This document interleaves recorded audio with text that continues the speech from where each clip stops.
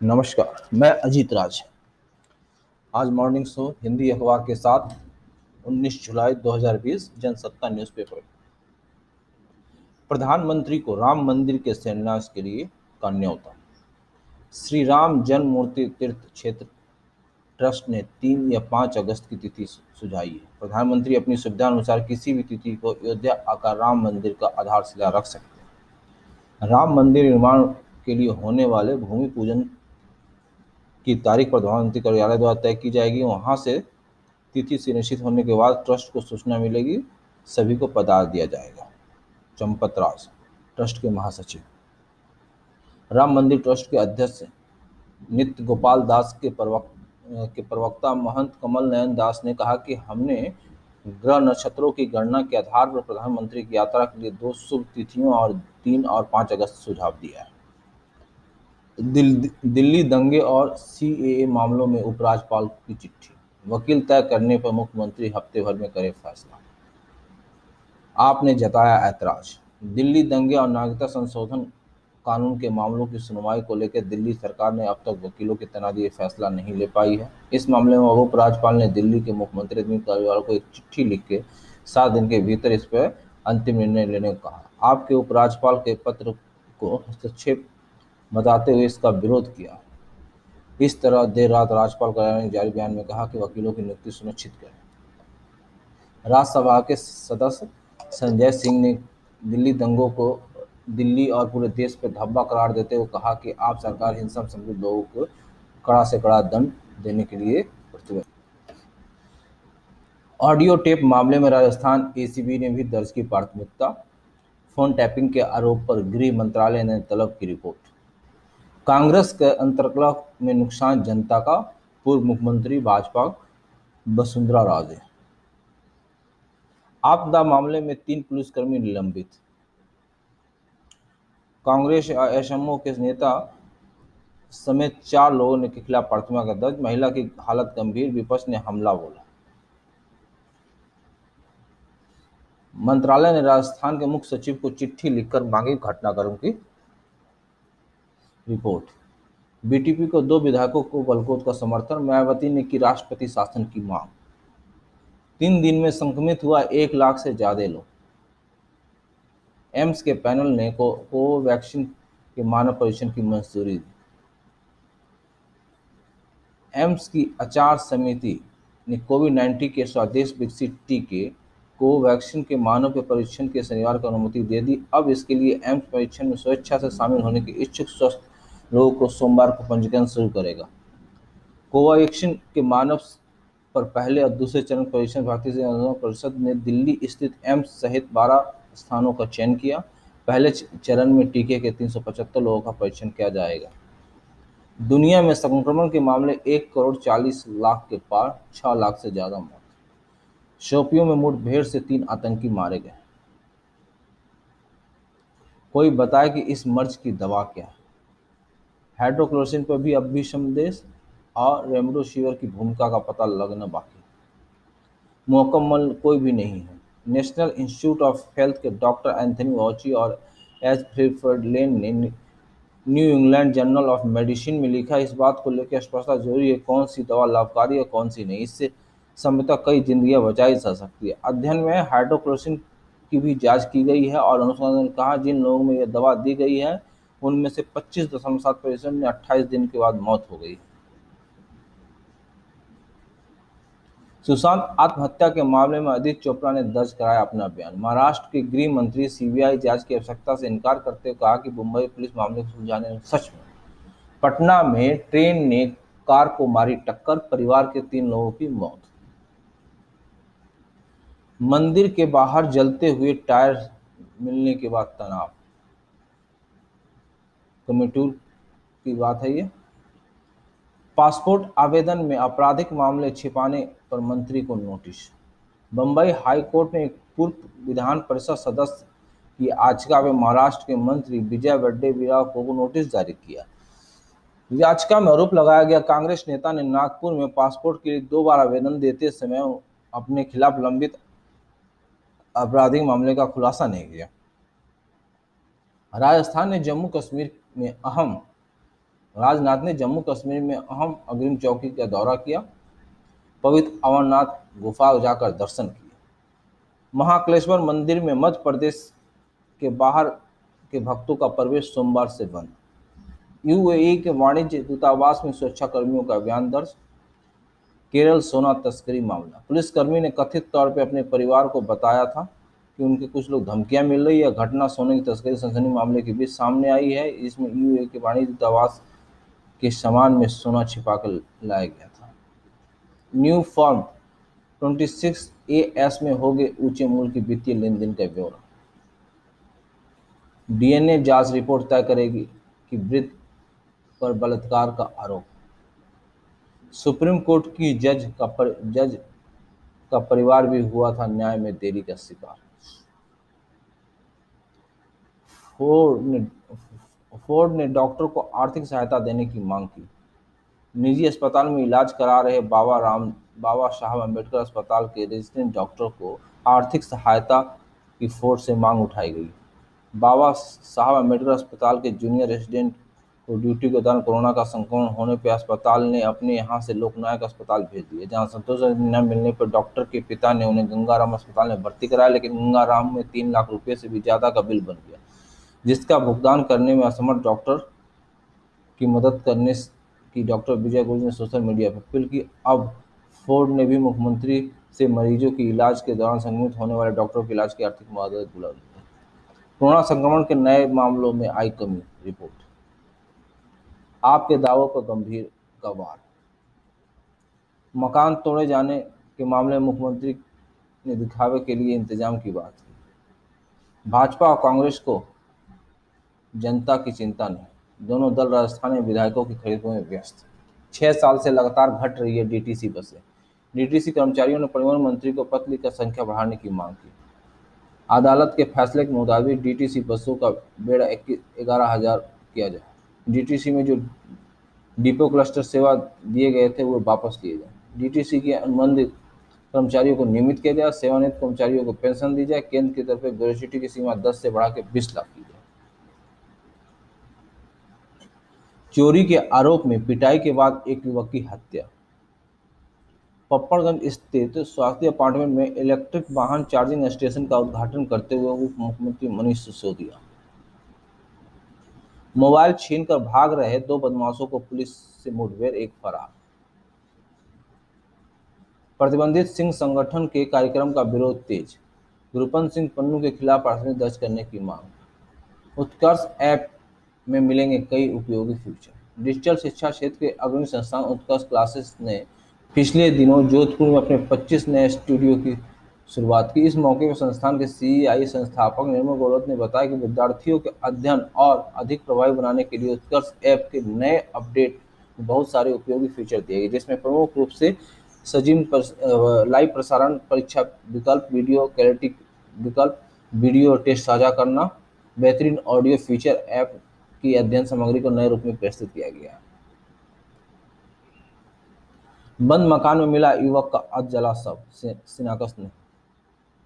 सास की हत्या के आरोप में 2 दिन पहले ही बंद कैदी ने जेल में दे दी जान। नई दिल्ली की बात है। कर्ज से परेशान युवक ने दी जान, परिवार ने बताई हत्या। स्त्री अकाली दल का नीम पौधे रोपण अभियान। सब्जी मंडी में चलाया गया अभियान। फरीदाबाद में 139 और गुरुग्राम में 111 संक्रमण के नए मामले। 42 नर्सों की अचानक से नौकरी खत्म, किया प्रदर्शन। जनकपुरी सुपरस्पेशलिटी अस्पताल के नर्सिंग ऑफिसर पद पर रखे गए 42 नर्सों को एकदम बिना नोटिस के निकाल दिया गया है। तो निकाले गए कर्मचारियों ने दिल्ली सचिवालय पर प्रदर्शन किया। मुख्यमंत्री को ज्ञापन देने पर कर्मचारियों को स्वास्थ्य मंत्री से मिलने के लिए कहा गया है। वहीं लेडी हार्डिंग अस्पताल और मेडिकल कॉलेज में करीब 27 नर्सों को पता ही नहीं कि उनके आगे काम करने को मिलेगा ही नहीं, क्योंकि उनको भी मार्च से ही निकाल दिया गया था, लेकिन कोरोना के मामले के बाद निलंबन रद्द कर दिया गया था। इस तरह से रामनोरिया अस्पताल के सफदरजंग एम्स मिलाकर करीब 1200 से अधिक कर्मचारी हैं, जिनका भविष्य अधर में। स्वास्थ्य कर्मचारियों के ज्वाइंट एक्शन कमेटी ने इसलिए अस्पतालों से आउटसोर्सिंग का विरोध किया था कि दिल्ली सरकार जनकपुरी सुपर स्पेशलिटी अस्पताल नर्सों की ने बताया कि ड्यूटी उस करके घर जाते समय बताया गया कि आप कल ड्यूटी पे नहीं आना। नौकरी गई तो चरस की तस्करी में उतरा। कोरोना से देश में 99 डॉक्टरों की मौत। विकास दुबे मूलभूत स्थल पर पहुंची फ्रांसीसी टीम। विश्वविद्यालय परीक्षा कराने के मामले को आदित्य ने दी सुप्रीम कोर्ट में चुनौती। तिहाड़ में बेहोश मिली सोनू पंजावन। जींस फरोशी के धंधे में संलग्न सोनू पंजावन तिहाड़ जेल में अपनी बैरक में बेहोश पाया गया। उसे दीनदयाल उपाध्याय में भर्ती कराया गया, जहां उसकी हालत खतरे से बाहर बताई गई। सोनू को मौका के तहत मामला दर्ज है। दूसरी नजर पी चिदम्बरम का ये लेख है। देवसांग के रास्ते पर या डोकमाल के गुत्थी सुलझती जा रही है। पिछले हफ्ते मैंने लिखा था 12 अक्टूबर 2019 को मालीपुर में सिंह ने भारत को कमजोर की स्थिति सही सही आकलन कर लिया था, जो उसे तेजी से गिरती अर्थव्यवस्था का नतीजा था।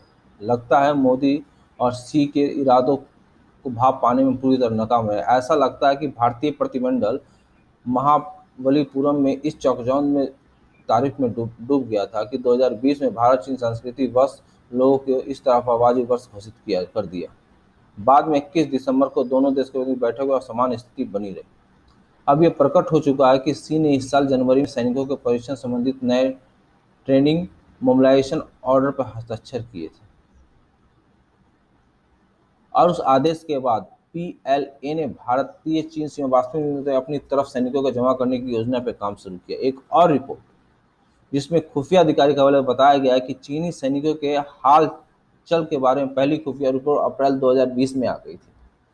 कई सवाल उठते हैं, क्या विदेश मंत्रालय और सेना मुख्यालय के नए टीएमओ के बारे में जानकारी नहीं थी? वास्तविक नियंत्रण रेखा पर चीन की तरफ से सैनिक गतिविधियों का क्या सेना के खुफिया विभाग वालों राव को पता नहीं चला? क्या हमारे उपग्रह गलवान घाटी या 200 किलोमीटर के दायरे के वास्तविक नियंत्रण रेखा की ओर बढ़ती चीनी वाहनों और सैनिकों को तस्वीरें नहीं ले पाई? क्या अप्रैल के मध्य में मिली खुफिया रिपोर्टों का विश्लेषण नहीं किया? क्या उच्च स्तर पर उन्हें झांसा करके नतीजे पर नहीं पहुंचाया गया? ये ऐसे सवाल हैं जिसका जवाब दिया जाना चाहिए, अभी नहीं लेकिन उचित समय पर। दोनों देश इस वक्त सैनिक को पीछे हटने, तनाव कम करने में लगे हैं। वो अपने में अच्छा है। इस कदम को मैं सराहना करता हूँ। युद्ध से सीमाओं के विवाद कभी नहीं सुलझते। टीवी एंकर और जनरल के उपदेश के बावजूद भारत चीन के बीच में युद्ध कोई विकल्प नहीं। संतोषजनक यह है कि प्रधानमंत्री इस सच्चाई को समझ चुके हैं। हालांकि अभी यह स्पष्ट नहीं है कि क्या सी भी ये मानते हैं कि युद्ध कोई विकल्प नहीं। यह भी संभव है कि पीएलए ने सी को इस बात के लिए मना लिया होगा कि भारत के साथ सीमित युद्ध से जैसे कवायदा व्यवहारिक रूप से संभव है, जिसमें पीएलए 2 कदम बढ़ के 1 कदम पीछे हट सकती है। हाल की वर्षों में दो उदाहरण, देवसांग 2013, डोलकाम 2017। घुसपैठ के बाद चीन ने देवसांग को पूरी तरह खाली कर दिया था, लेकिन डोकलाम में ऐसा नहीं हुआ। पूर्व राष्ट्रीय सुरक्षा सलाहकार शिव शंकर मेनन के अनुसार इसकी शुरुआत डोलकाम से हुई, जहां हमने 2017 में गतिरोध वाले स्थान से दोनों पक्षों को हटाने की बातचीत की थी। इसके बाद चीन ने उस पठार पर बहुत ही मजबूत अस्थायी मौजूदगी बनाने की शुरुआत की और टकराव वाली जगह को खाली छोड़ दिया। डोलकाम में मेनन ने सरकार की निंदा की और कहा कि स्पष्टता चीन को यह सीख मिल चुकी थी कि जब तक भारत सरकार को प्रचार करने के लिए जीत का मौका मिले, तब तक वे जमीनी स्थिति को अपने पक्ष में करके नतीजा बदल सकते हैं।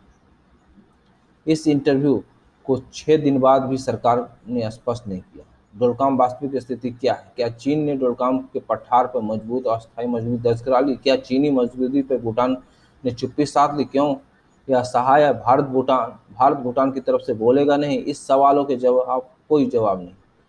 एक ऐसा झूठ प्रचार किया कि डोलकाम में भारत ने चीनी सैनिक को खदेड़ दिया। मोदी की नीति में भारत की बड़ी जीत। वास्तविक नियंत्रण में कई जगहों पर मौजूदा टकराव है, यह तो देवसांग के रास्ते या फिर डोलकाम के। आप आगे पढ़ें। सबसे पहले वास्तविक नियंत्रण रेखा 2 अवधारणा तो दिमाग में स्पष्ट कर लेना चाहिए। एक जिसे चीन अपनी वास्तविक नियंत्रण मानता है और दूसरा जिसे भारत वास्तविक नियंत्रण रेखा के रूप में देखता है। मस्तिष्क में इन भरी मतभेदों को ध्यान में रखते हुए जांच करें। इसमें से कोई संदेश नहीं कि दोनों पक्ष पीछे हट रहे हैं।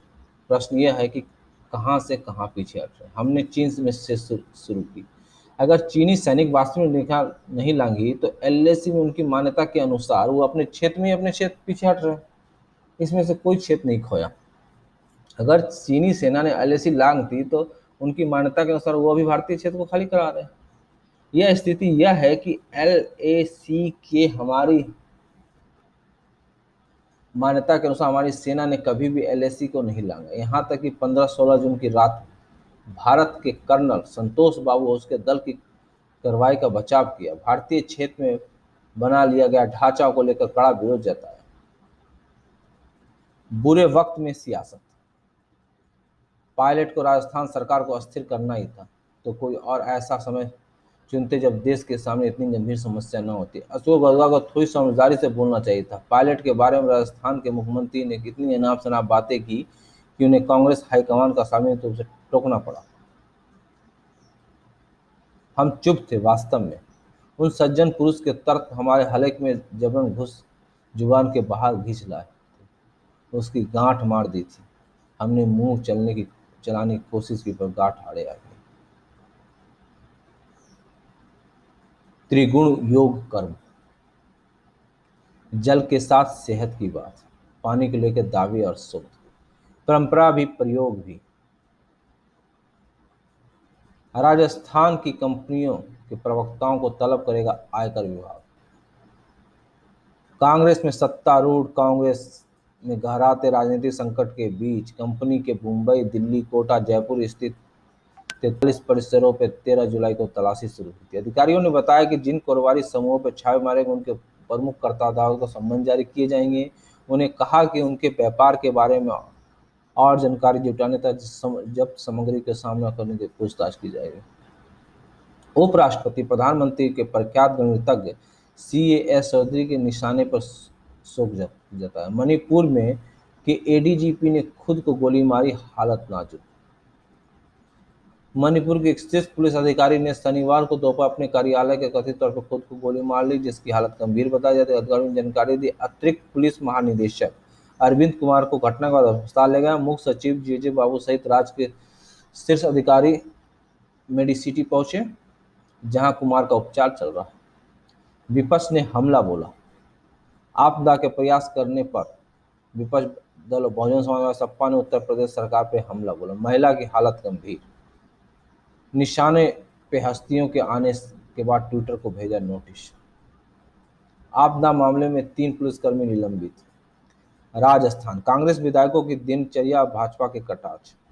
पाक उच्चायोग के प्रभारी को तलब किया गया। फोन टैपिंग के आरोप में गृह मंत्रालय ने की रिपोर्ट। ये पहले पेज की विस्तार है।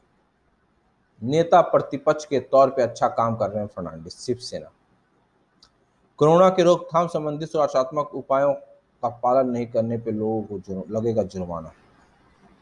विदेशी मुद्रा भंडार बढ़कर $5,16,362 के रिकॉर्ड स्तर पे। भारत में अमेरिका का प्रत्यक्ष विदेशी निवेश $40,000 पार। वोडाफोन आइडिया ने किया सरकार को अतिरिक्त 1,000 करोड़ का भुगतान। दूरसंचार विभाग ने 46,000 करोड़ का बकाया और उसे कंपनी ने 4 किस्तों में अब तक 7,854 करोड़ रुपये का भुगतान किया। राष्ट्रीय पेंशन योजना अप्रैल जून की तिमाही में 1.3 लाख नए सदस्य जुड़े। विमान के क्षेत्र में निवेश प्रस्तावों की मंजूरी के लिए एकल खिड़की तंत्र स्थापित। आत्मनिर्भर भारत ऐप नमो नम चुनौती की अंतिम तारीख 26 जुलाई तक बढ़ाई गई। भारत बॉन्ड ETP के 10,000 करोड़ जुटाए। HDFC बैंक की पहली तिमाही में सूद लाभ 20% बढ़ा। रूस चीन चुनाव में हस्तक्षेप की कोशिश कर रहे हैं, बाइडेन। अमेरिकी राष्ट्रपति के पद चुनाव के लिए डेमोक्रेटिक पार्टी के संसदीय जो बाइडेन ने कहा कि उन्हें ऐसी खुफिया सूचना मिली कि रूस चीन अन्य शत्रु देश नंबर हस्तक्षेप करने की कोशिश कर रहे हैं। नेपाल में नहीं दूर हो सका गतिरोध। नेपाल के प्रतिनिधि KP शर्मा ओली और पूर्व प्रधानमंत्री पुष्पकमल दल के बीच में चल रही घिसातानी को समाप्त करने के लिए सत्तारूढ़ कम्युनिस्ट पार्टी की सरपोश संस्था का शनिवार को बैठक 4 घंटे लंबी चलने के बाद बेतनीजा साजिश। पार्टी के वरिष्ठ नेता गणेश शाह के अनुसार नेशनल कम्युनिस्ट पार्टी और 9 सदस्य केंद्रीय सचिवालय में बैठक कोई नतीजा निकला। हालांकि पार्टी नेताओं ने रविवार को अस्थायी समिति की बैठक के दौरान पेश किए जाने वाले एक एजेंडे पर चर्चा की। पार्टी प्रवक्ता N श्रेष्ठ ने बैठक में मीडिया कर्मियों का बैठक आम सहमति के मुद्दों पर हल करने की सहमति व्यक्त की है। रविवार को होने वाले 45 सदस्यीय समिति की बैठक के पहले दोनों नेता पार्टी के शीर्ष निकाय सम्मेलन के सहमत होने को सचिवालय में बैठक बुलाई थी। ओली और प्रचंड ग्रुप ने अगुवाई कर रहे प्रचंड को बातचीत के लिए और समय देने के वास्ते अस्थायी समिति बैठक रविवार तक के लिए स्थगित कर दी गई। पाक अदालत ने लश्कर तैयबा के 2 सदस्यों को 15 साल कैद की सजा सुनाई। नागरिक अधिकारियों के लिए लड़ने वाले सांसद जॉन लुइस का निधन। फ्रांस के नेता फ्रांस के नांत स्थित सेंटर पीटर सेंटर ऑफ कैथलोड में आगलगी जांच के आदेश। श्रीलंका चुनाव प्रचार अभियान के लिए जारी किए गए कड़े दिशा निर्देश। तुर्की ने लीबिया में 3800 लड़ाकों को भेजा। अमेरिका रक्षा विभाग महानिदेशक को एक नई रिपोर्ट में कहा गया तुर्की ने इस साल से पहले 3 महीने में 3500 से 3800 सीरियाई लड़ाकों को लीबिया भेजा। यह रिपोर्ट ऐसे समय आई जब तेल समन लीबिया में संघर्ष एक क्षेत्रीय बड़े युद्ध में बदल गया, जिसमें विदेशी शक्तियां हथियार और किराए के सैनिक भेज रहे। लीबिया में रूस के बढ़ते प्रभाव से चिंतित अमेरिकी सेना ने अपनी सक्रियता बढ़ा दी है। रूस के सैकड़ों सैनिकों ने लीबिया की राजधानी त्रिपोली पर कब्जा जमाने का एक अभियान का समर्थन किया। अफ्रीका में आतंकवाद के खिलाफ अभियान में यह रिपोर्ट गुरुवार को प्रकाशित, जिसमें कहा गया कि तुर्की ने लीबिया में कमांडर खलीफा हफ्तार के खिलाफ लड़ रहे किराए के हजारों लड़ाकों को वेतन और उसकी नागरिकता की पेशकश दी। लड़ाकों में चरमपंथियों के से संबंधों की खबर के बावजूद इस रिपोर्ट में कहा गया अमेरिकी सेना को ऐसे कोई सबूत नहीं मिले जिससे पता चले किराए के लड़कों का संबंध आतंकी से इस्लामिक शरीयत या अलकायदा से। अमेरिका में लाखों बच्चों कोरोना के कारण नहीं जा पाएंगे स्कूल। बारिश ने धोया तीसरा दिन। इंग्लैंड वेस्ट इंडीज के बीच दूसरे टेस्ट का रोमांचक बिगड़ा बारिश। इंग्लैंड में आर्चर का समर्थन करने की जरूरत। पंजाब सरकार ने योग्यता के आधार पर नाम वापस लिया। डुप्लेसिस के राशि जुटाने के लिए बल्ला वनडे जर्सी दान दी। कपिल की सलाह में संन्यास के बाद मदद मिली। पूर्व का भारतीय क्रिकेटर राहुल ने कहा कि महान ऑलराउंडर कपिल शर्मा की सलाह के उन्हें संन्यास का विकल्प तलाशने की मदद भी। उन्होंने कहा कि भारत ए और अंडर 19 की कोचिंग पद की जिम्मेदारी संभाली। अगले हफ्ते 3 एम ओपन भाग लेंगे अर्जुन अटवाल। वाटफोर्ड को हराकर वेस्ट हैम प्रीमियर लीग में सुरक्षित स्थान पर। आज व्यक्तिगत ट्रेनिंग शुरू करेंगे बांग्लादेश के 9 cricketer. Quinton de Kock charity society cup हटे। ऑस्ट्रेलिया के पूर्व क्रिकेटर बैरी जर्मन का निधन। टोक्यो ओलंपिक के लिए टीम काफी मजबूत। महिला हॉकी टीम के गोलकीपर सविता ने कहा कि मुझे लगता है कि हमारे पास टोक्यो ओलंपिक में इतिहास बनाने का शानदार मौका है। गोलकीपर सविता ने कहा हमारे पास इतिहास रचने का मौका है। भारतीय हॉकी टीम 36 साल बाद रियो ओलंपिक के लिए क्वालिफाई किया था। ये आज के था जनसत्ता का न्यूज़पेपर। धन्यवाद। आप इस वीडियो को शेयर कीजिए, लाइक कीजिए और पूरी वीडियो देखिए। धन्यवाद। Thank you.